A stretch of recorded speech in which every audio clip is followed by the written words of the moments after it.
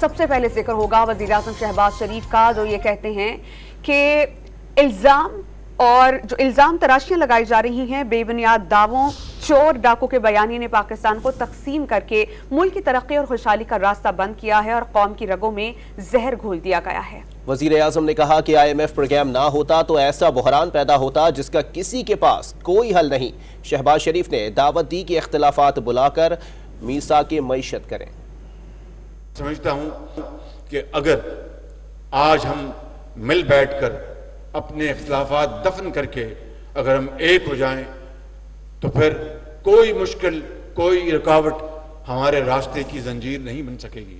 कि इस कौम में इतनी जान है, इस कौम में इतनी ताकत है, ये जरी कौम है कि इंशाअल्लाह अगर हमने ये फैसला कर लिया कि हमने तारीख का रुख मोड़ना है और फिर IMF के पास दोबारा नहीं जाना, मैं मजबूर हूं ये नाम हिंदुस्तान का लेना। हिंदुस्तान 91 में गया IMF के बाद, उसके बाद आज तक वो IMF के पास नहीं गया, लेकिन हम कितनी बार IMF के पास जा चुके हैं।